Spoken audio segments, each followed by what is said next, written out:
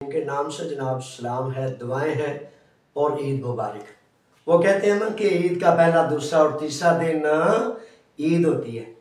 तो भाई भाइयों से जब मिलते हैं तो तब भी ईद होती है। तो मेरी तरफ से जनाब आप सबको ढेरों दुआओं के साथ ईद मुबारक। अच्छा, बड़े सारे नौजवान काल से ना वो कोई एक पता नहीं किसी ने कोई ऐसी बात, कोई ऐसी खबर चढ़ा दी है, तो तशवीश में है कुछ नौजवान। अल्लाह के फजल से, अल्लाह के करम से मैं ठीक हूँ अल्हम्दुलिल्लाह रब्बिल आलमीन। और आपकी खैरियत के लिए आपने खुदा से दुआ गो और उम्मीद करता हूँ इंशाल्लाह आप भी ठीक होंगे। अच्छा, ईद मुबारक के बाद दो चार इमिग्रेशन सवालात हैं। ईद वाले दिन भी वो मौज में ना छोड़ देना, अपने बच्चों की, अपनी कौम की, अपने शहजादों की फिक्र करें। तो फिर दिमाग में यही बात रहती है कि यार अगर किसी को तलब है, को पूछना चाहता है, को पूछ रहा है, तो उसको जो कुछ बन पड़ता है अल्लाह की रज़ा के लिए मैं बता दूँ। अच्छा, दो बुनियादी चीज़ें, इसके बाद इमिग्रेशन कवानीन के कुछ सवालात हैं, तो बहुत ज़्यादा, लेकिन कुछ सवालात जो है वो लेंगे। आज शाम 7 बजे एक छोटा सा वजाहत कर दूँ, उसके बाद इमिग्रेशन सवालात की तरफ चलते हैं कि हमारे एक बहुत ज़्यादा काबिल फ़ख्र वर्ल्ड चैम्पियन जनाब मोहम्मद इनाम भट्ट साहब अपने कोच मोहम्मद बिलाल रैसल के साथ तशरीफ़ ला रहे हैं। तो गाड़ियों के एक बड़े काफिले के साथ उनके इस्तकबाल के लिए लेनोरमान 272 एक्लिसिया ब्रेड फैक्ट्री पीछे लेरू मरलन है।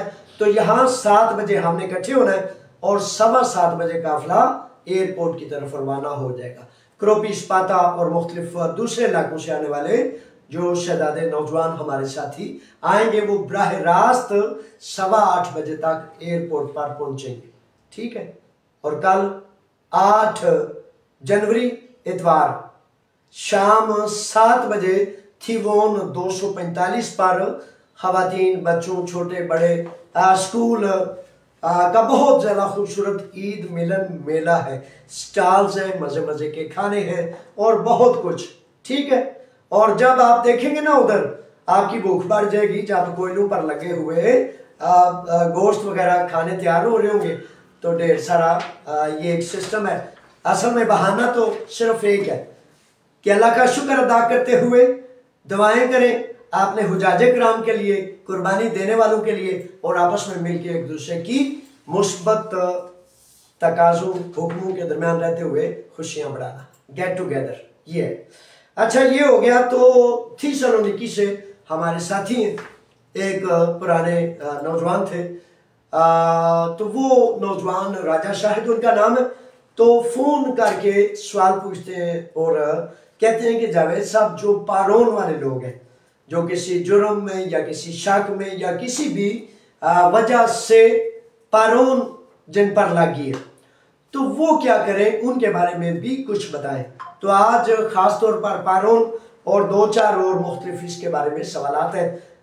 तो पारोन के वाले नौजवान, पहली सबसे बात यह है कि अल्लाह ताला आपको इस सख्ती से महफूज फरमाए और पूरी तवज्जो से सबसे पहला काम जो आपने करना है वो हाजिरी मिस नहीं करनी किसी भी सूरत। और दूसरा काम ये करना है कि पारोन वाले तमाम साथी, पारोन का मतलब ये होता है कि आपके मुतल्लक अदालत अभी बाकी है और जब तक अदालत नहीं हो जाती, केस मुकम्मल नहीं हो जाता, उस वक्त तक आपने हर माह या जितने भी अरसे के दौरान आपकी हाजिरी जो है वो लगाई जाती है। करीब तरीन पुलिस स्टेशन में आपने हाजिरी लगानी है। केस खत्म हो जाएगा तो फिर उसके बाद आप जो है बरी जमा हो जाएंगे और फिर दूसरे मामले में चले जाएंगे। अच्छा, इसमें 2-3 कंडीशंस हैं कि पारोन के पहले ही महीने में आपको चाहिए कि आप अपने करीब तरीन वकील से रब्ता करें ताकि वो आपकी वेव्योशी बना दे। ईदी की वेव्योशी अदालत से अक्सर बेशतर केसेस में बन जाती है। उस ईदी की वेव्योशी पर बाकायदा आपके एनसीमस भी लगेंगे और बाकायदा आपके पास लीगल स्टेटस भी होगा। चाहे जाए कि पारोन पर भी लीगल होता है और पुलिस का तहफ़्फ़ुज़ होता है, लेकिन ये थोड़ा सा सोने पे सुहागा वाला काम है। अगर पारोन है और आपको सफ़र पर पाबंदी है तो सफ़र नहीं करना। बड़ी सारी इसमें शिकें, लेकिन वो मज़ीद तफसील जो है वो आप करीब तरीन अपने वकील से करेंगे, ताकि आपका केस अलहदा है, आपके मामला अलहदा है, जुज़ निकात अलहदा है, तो वो एक एक जुज़ पर फिर आपको तफसील से बता सकेगा। ठीक है जनाब। इसके बाद ये है कि अक्सर बेशतर ऐसा होता है कि आप पर कोई इल्ज़ाम लग गया, साल 2 साल 6 साल या कुछ अर्सा आपको बंद रखा गया जेल में या किसी भी जगह पर। तो जेल में बंद रखे जाने के बाद अगर आप मुकम्मल बरी ज़िम्मा हो जाते हैं, आत्महोश हो जाते हैं, तो उस मुकम्मल बरी ज़िम्मा के बाद फौरन आपने हर जाने का केस दायर करना है। यानी कि आपने हुकूमत वक्त से कहना है कि ये 2 साल 4 साल 6 साल 10 साल आपने बेजा मुझे बेकसूर जेल की सलाखों में बंद रखा था, इसका हर्जाना मुझे अदा करें। तो यूनानी कानून आपको इसमें हर्जाने का हक देता है। अक्सर बेशतर नौजवान नहीं करते, लेकिन लाजमी करना चाहिए। 2 वजूहात है। एक तो उसमें आपको एक काफ़ी बड़ी रकम का हसूल भी हो सकता है, और दूसरा अगर रकम का हसूल आप नहीं समझते, नहीं कोई अहमियत रखते, तो कम अज़ कम कवानीन में ये होगा कि भाई इस फर्द पर जो इल्ज़ाम लगा था, इल्ज़ाम से बरी जमा होने के बाद इसने हुकूमत वक्त पर भी केस कर दिया था कि आपको एहतियात करनी चाहिए कि मेरे मुतालिक मेरी ज़िंदगी के ये जो शब रोज़ आपने ज़ाया और बर्बाद किए, ये सोच कर समझ कर फिक्र करके हर जाने के साथ वो मुझे वापस मिल जाए। तो ये चीज़ें हैं, ये वो मामलात हैं जो आपको बड़ा ज़रूरी और अहमियत से बता रहा हूँ। अच्छा, इसके बाद ऐसा है कि सख्ती जो है वो काफ़ी बढ़ती जा रही है, और सख्ती बढ़ने के साथ एहतियात भी आपने करनी है। ठीक है, बताता चलो, ये जो सख्ती है सिर्फ और सिर्फ यूनान में नहीं, क्योंकि सवाल अक्सर बेशतर आप शहजादे ये करते हैं जो ऐसा अगर थे नहीं तो फिर अगे किसे मुल्क टुट जाइए। तो मेरे बच्चों, जहाँ अल्लाह ने आपका मुकद्दर नसीब लिखा है खूब सोचें। वो सियाने कहते हैं ना, 9 नकद ना 13 उधार। एक जो हाथ में है वो उन 3 से बेहतर है जो आपके हाथ में नहीं। तो जो हाथ में है वो भी छूट जाए और जो 3 नजर आ रही है वो भी एक भी ना मिले, कहीं ऐसा ना हो जाए। ठीक है, तो जनाब अपनी जगह छोड़ने से कबल, फैसला लेने से कबल आपने खुद बहुत ज़्यादा सोच समझ कर फैसला करना है। ऐन मुमकिन है कि जहां आप हैं वहां एहतियात से रहना कहीं और जाने से बहुत ज़्यादा बेहतर हो। ठीक है, ये चीज़ें मद्देनजर रख के गौर व फिक्र और तदब्बर तफक्कुर से इनका सल्यूशन करते हैं। ठीक है। अच्छा, अक्सा अलवी के नाम से सवाल है, 6 माह हो गए फिंगर दिए हुए, अभी तक रिस्पांस नहीं। अच्छा, बेशुमार नौजवान शहजादे शहजादियाँ, छोटे बड़े, नए और पुराने, 3 साल के पेपर, 7 साल के पेपर या मुख्तलिफ लीगल जो स्टेटस है, प्रोसेस है, उसके हवाले से बड़े परेशान हैं। और हकीकत ये है कि आप 20 साल से यूनान है, आपके पास एपीमोड्रोन है, या आपके पास 10 साल का था, या किसी भी किस्म के रिन्यूअल या नए पेपर्स आपने जमा कराए हैं, 6 माह 8 माह 1 साल 1.5 साल, ये नॉर्मल मामला इन्होंने कर दिया। और पॉलिटिकल फैसले के तहत मजदूर को तंग किया जाता है ताकि मजदूर सर ना उठा सके।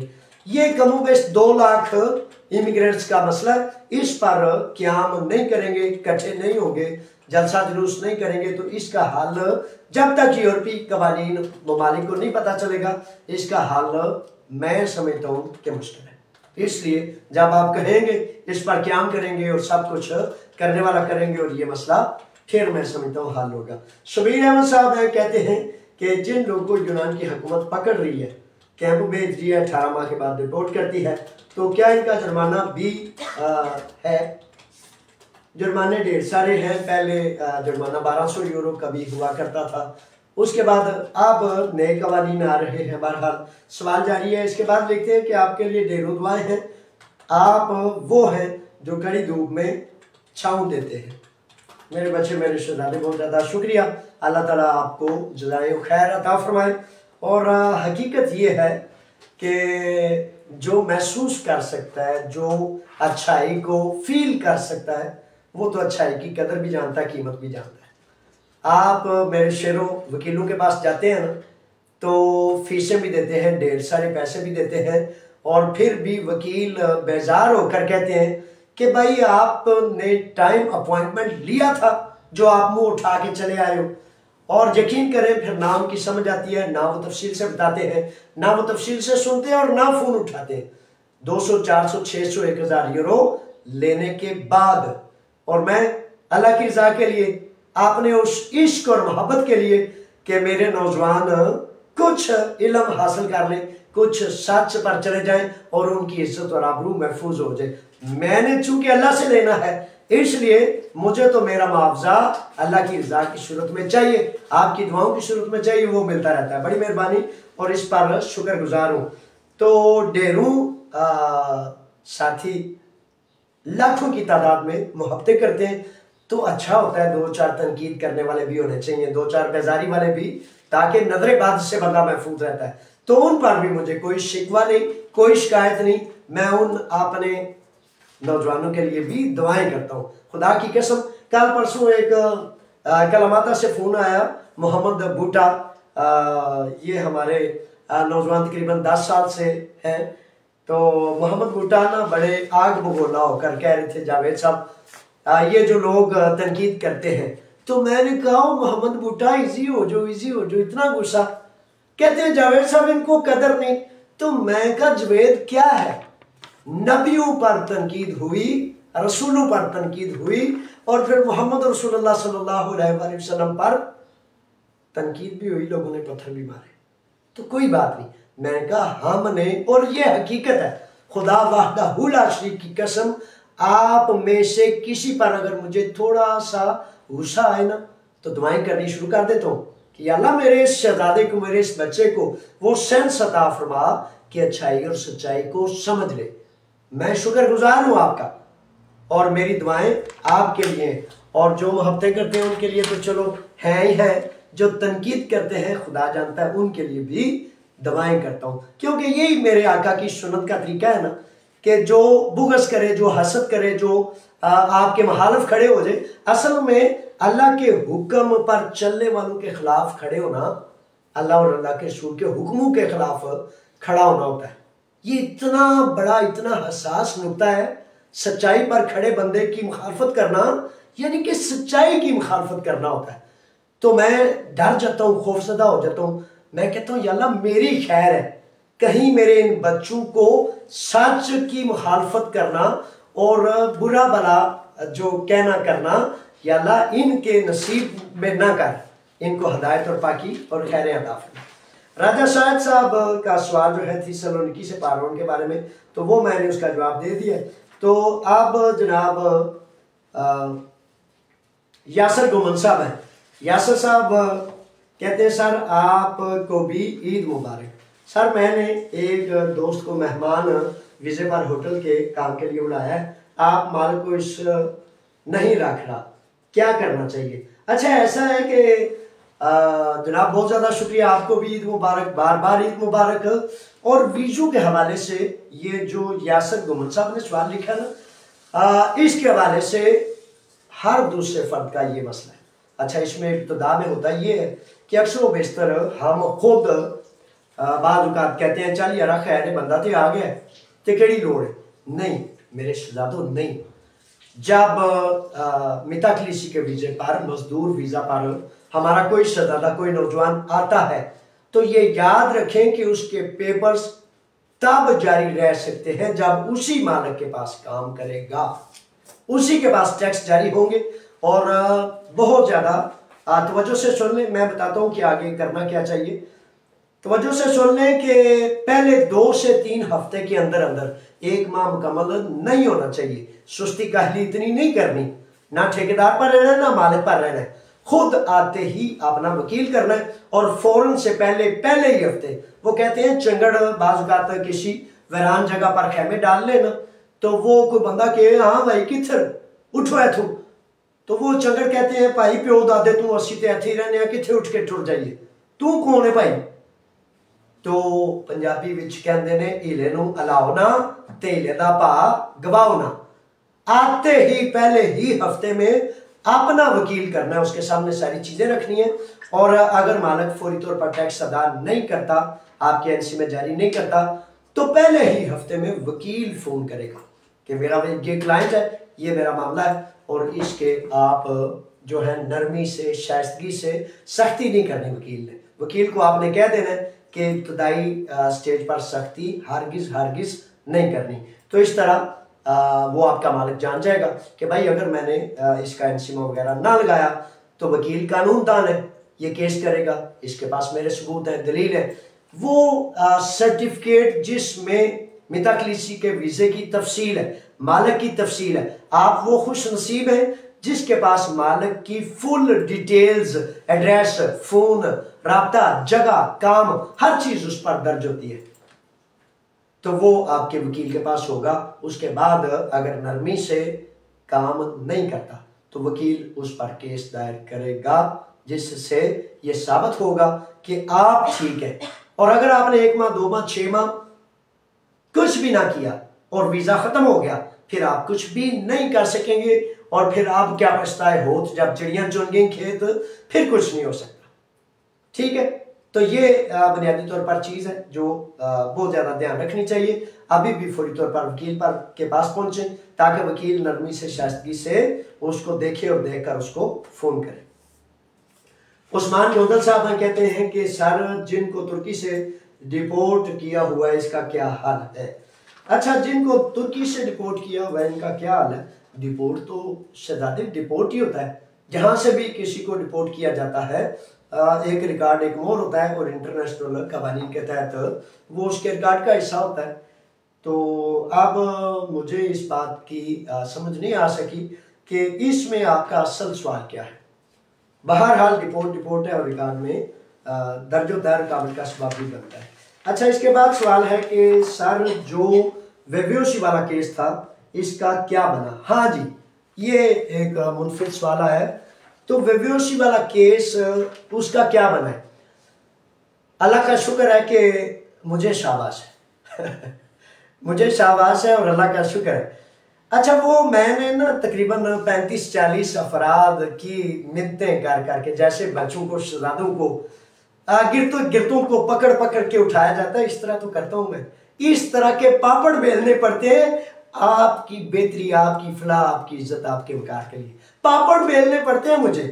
लेना देना भी कुछ नहीं और 100 टेंशन है, लेकिन करना क्यों है। अल्लाह की रज़ा के लिए करना क्यों है कि अगर फॉर एग्जाम्पल एक फर्द उसको नहीं समझ, वो नहीं जानता, तो फिर समझाना तो फिर अमीर का काम होता है, जिम्मा होता है। और अल्लाह का शुक्र है कि मैं उस जिम्मे में कोताही नहीं करता। वो केस एक बहुत बड़ी शुक्र की बात है कि वो केस 35-40 अफराद का दायर किया था इज्तिमाई तौर पर। केसेस का मामला ये होता है कि मैंने अपनी तरफ से वकाला की ड्यूटी लगा के केस को सबमिट कर दिया। अब अक्सर बेशतर ये होता है कि वो सियाने सुनते और कहते तो आए हैं कि सरसों हथेली पर नहीं उगती, लेकिन कई दफा ऐसे होता है कि हम फटाफट इंतजार कर रहे होते हैं कि भाई सरसों लगाई थी, उग क्यों नहीं हुई। केसेस करना वकाला का काम है, जवाब देना, प्रोसेस करना अदालतों का काम है। तो अब एक वकील या एक कम्युनिटी या आप या मैं अदालतों पर असरअंदाज नहीं हो सकते। बड़ा अच्छा केस जा रहा है, इजरा गेलिया ने उसको चलाया है, उसके बाद उस पर सवालात भेजे, उसके बाद फिर उसको प्रोसेस किया, प्रोसेस करने के बाद फिर दोबारा कई लोगों को दोबारा बुलाया गया था, दोबारा इजरा गेलिया के भेजे गए सवालात, यानी कि इजरा गेलिया को वकाला ने लिख के भेजे। इसका मतलब है कि केस को पूरी तवज्जो से, पूरे इन्हमाक से फॉलो किया जा रहा है। इसका फैसला बहुत कुछ आइंदा हो सकता है, लेकिन अभी प्रोसेस में चल रहा है। बेशुमार बच्चे केस जिनका किया था वो भी काले चिट्ठे पढ़ रहे हैं, वो साजी की बने हुआ है। एक फॉर एग्जांपल ये समझ लें, ये जान लें कि एक फर्द जिसके पास एपिमैक्रोन पेपर्स है या 10 साल के पेपर है, तो यूनान का सिस्टम और निज़ाम मेरे शहजादों ऐसा है कि सिस्टम और निज़ाम में रिन्यूअल के लिए 2 साल 3 साल लग जाते हैं, कर लेते हैं ये। तो फिर अदालतें तो जो हो सकता है, जो कर सकते हैं, उसमें जनाब ना कमी कभी छोड़ी है मैंने, ना कमी छोड़ूंगा। तो केस बहुत खुशाइंद बात है। अब उस केस से मुतल्लिक एक और भी जुज़ ये है कि बेशुमार नौजवान शहजादे आप में से जिन्होंने 2 नंबर बेहोशियां ली थी, उनके केसेस पहले दूसरे स्टेज पर हैं और कई के दूसरी स्टेज में कैंसिल हो गए। दूसरी स्टेज में कैंसिल होने के बाद उनके वकाला कह रहे हैं कि दोबारा आपके 7 साल के पेपर जमा करा देते हैं ताकि किसी ना किसी तरह से आप का केस जारी और सारी रहे। तो वकील से जुड़े रहें। और हकीकत ये है कि हाँ, अगर दयातागी ख़त्म कर दी है, अदालत ने आपका केस रिजेक्ट कर दिया, तो फिर मैं भी समझता हूँ केस 7 साल या वाले सबूत अगर आपके पास है तो आपको केस दायर करना चाहिए ताकि केस भी जारी रहे और आपका तहफ़्फ़ुज़ भी रहे, क्योंकि सख्ती दिन ब दिन बढ़ती जा रही है। ठीक है, लेकिन अगर अदालती कार्रवाई में पहली प्रोसोरिनी दयातागी यानी कि तहफ़्फ़ुज़ आपको मुयस्सर है, दूसरा भी मुयस्सर है, तो फिर केस करने की जरूरत नहीं। फिर सवाल ये आता है कि उन लोगों के, हजारों उन लोगों के जिनके केसेस पहली और दूसरी स्टेज पे कामयाब हो गए हैं, तीसरी अदालत का इंतजार करें। मेरी नजर में उनको अजाफी 500-700 हज़ार यूरो लगाने की जरूरत नहीं, उनको पेपर जमा नहीं कराने चाहिए 7 साल के। अब सवाल ये है कि हमारा क्या होगा जब अदालत क्लियर हो जाएगी? मेरे शहजादों, आपका क्या होगा? आपके पेपर्स लेने के लिए अदालत को रुजू किया गया है। अदालत जिस सिमत आपका तयन करेगी, पेरिफेरिया की सिमत या देखिए बेहोशी, आपको लीगल किया जाएगा, आपको बेहोशी दी जाएगी। इसलिए आपका केस किया गया, इसलिए आपका मामला मुख्तलिफ वकाला जहां जहां आपने किए हैं वो सारे के सारे उनसे राब्ते में रहें और अपने केसेस पर इत्मीनान से, पूरे इन्हमाक से, पूरी तवज्जो से पीछा करें। कहीं ऐसा ना हो कि आप ये समझें अच्छा यार यह हो गया तो मैं की करा। केस ही वाहिद रास्ता है, उसको पीछा करना है आपने। ठीक है, इसके बाद उस्मान के बाद सवाल है जनाब सर, जो बेहोशी वाला केस था ये भी हो गया। उमर मेहर साहब हैं, कहते हैं कि पुलिस अपना काम बनाने का ड्रावा कर रहे हैं, किसी काम नहीं आना जाती तौर पर। अच्छा, बहरहाल ये कोई समझ नहीं आया, पुलिस ड्रावा कर रहे हैं, किसी काम नहीं आना। अल्लाह ताला दिलों के भेद जानता है, तो नीतें तो फिर अल्लाह ही जानता है। आप इस सवाल का मुझे जवाब नहीं आया। कहीं आप ये तो नहीं लिख रहे कि मैं ड्रावा कर रहा हूँ। तो मेरे बच्चे, हर डर को आंखों में आंखें डालकर देखने वाले का नाम जावेद असलम है। आपको तसल्ली देनी, तशफ़ी देनी, आपको डर और खौफ से हौसले और हिम्मत में लाना मेरा ज़िम्मा, मेरा काम है। और अगर आप फिर भी नहीं समझ पा सके तो दुआएं भी हैं आपके लिए ढेर सारी, और कोशिश करें कि इस बात को समझें। मेरे बच्चों, मेरे शहजादों, एक ऐसा फर्द अल्लाह ने आपको दिया है जो माल से, दौलत से, हर चीज से बरी जमा होकर तहकीक नहीं करते, करीब नहीं आते। थोड़ा सा अपना वक्त अल्लाह के हुक्म पर अगर आप लगा लें, एक फर्द जिसने दुनिया का सारा माल और दौलत, हर तफरी कुर्बान कर दिया और एक साइकिल का भी मालिक नहीं, सारा दिन पैदल और बसों में, ट्रेनों में होता हूं ताकि मुझे पूरे दिन में 1 यूरो की भी जरूरत ना पड़े। पानी भी अल्लाह के फजल से नल से, टूटी से ले लेता हूँ, और मुझे पूरे दिन में 50 सेंट भी ना हो तो अल्लाह के शुक्र के साथ मैं पूरी इज्जत आबरू से सर उठाकर जीता हूं ताकि आपकी इज्जत का राखा पूरा मुकम्मल ठीक तरीके से कर सकूं। उसके बावजूद अगर आपको समझ नहीं तो गुजारिश है कि कहीं आ जाए करीब। और आप नहीं, जितने भी नौजवानों को ये पूरी जनाब खुली दुआई है, पूरा खुला चैलेंज तो मैं नहीं करता, लेकिन अल्लाह और अल्लाह के रसूल का वास्ता दे के आप लोगों को कहता हूं, जिसके पास कोई बुरे से बुरा, कठिन से कठिन, उल्टे से उल्टा सवाल है, चौक में, चौराहे में 10, 20, 50 अफराद के दरमियान मुझे रोककर, वैसे तो किसकी हिम्मत है को रोके, लेकिन मैं आपको इजाजत देता हूं ताकि आपके दिल में जो जख्म है हसद जिससे वो बीमारी है उसको भी निकालें, आपकी खैर करें और मैं भी आपके इत्मीनान का सबब बनूं कि अल्लाह के बंदे दुनिया की माल और दौलत को, झूठ को किस खातर में नहीं लाते और फिर वो पूरे अल्लाह के हुक्म पर कारबंद रहते हैं, चाहे दुनिया ऊपर चली जाए या नीचे चली जाए। ठीक है मेरे बच्चों, अगर ये ड्रामे या दूसरी चीज़ें होती तो मैं फिर सफ़ीरों, वजीरों, हुक्मरानों, इन बेचारों ने अरबों खरबों रुपए की करप्शन की, ऐसी ऐसी ऑफर्स की कि वरना ये कर देंगे। वो हमारे 28 पाकिस्तानी का अगवा का केस हुआ ना 2005-06 में, तो दुनिया की सबसे बड़ी जो खुफिया एजेंसियां हैं उनमें से एक का नाम MI6 है। तो MI6 और उसके दलाल और उसके टटू वो बेचारे कहते थे कि जमीन से लेकर छतों तक बिल्डिंगें बांट देंगे माल और दौलत से। तो मैंने कहा अल्लाह के फजल से मेरे बदन का एक बाल भी दुनिया की दौलत सारी की सारी ना खरीद सकती है, ना हिम्मत है किसी में।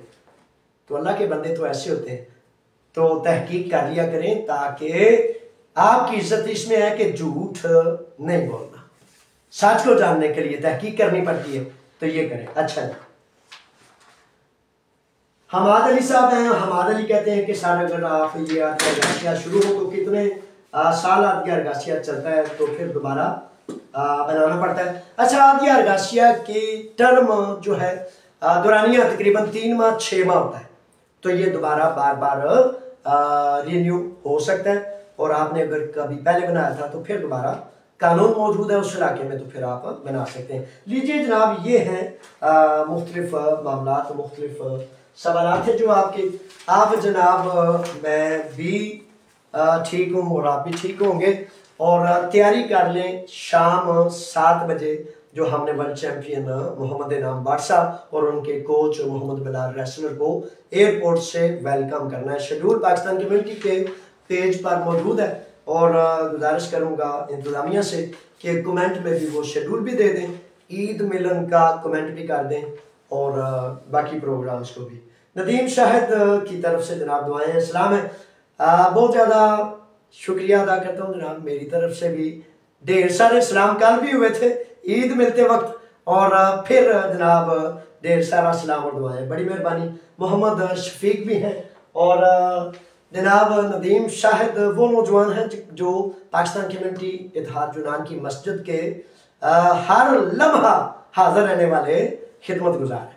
अरशद जान साहब हैं, अफजाल चीमा साहब हैं। अफजाल चीमा साहब के सारे बच्चे, अरशद जान साहब के सारे बच्चे छोटे से बड़े, अल्लाह का शुक्र है ऐसे शेरों की तरह। और एक बड़ा नायाब नौजवान बच्चा है, क्या नाम है, नबील अरशद। तो ये वो नौजवान है, बाकी इजाफी काफ़ी इंतजामिया होती है कि जो अल्लाह के घरों की खिदमत के लिए अपनी हर चीज़ को छोड़कर अल्लाह के घर की खिदमतें करते हैं और ज़ियाफ़तें, खाने और बड़ी चीज़ें करते हैं। हकीकत है कि अल्लाह ताला से ही दुआएं हैं कि अल्लाह ताला आपको ढेर सारा फजल करम अपनी रहमतों से नवाजे, और मैं भी हकीकतन बहुत ज़्यादा आपका शुक्रगुजार हूँ। और बस अल्लाह का करीम हमें जनाब अपने हुक्म पर, सच पर चलने वाला बनाए। ठीक है जनाब, बड़ी मेहरबानी, अल्लाह की अमान में। अस्सलामु अलैकुम, फ़ी अमानिल्लाह। और कल के प्रोग्राम में आना, ईद मिलन के भूलना नहीं। सलाम अलैकुम।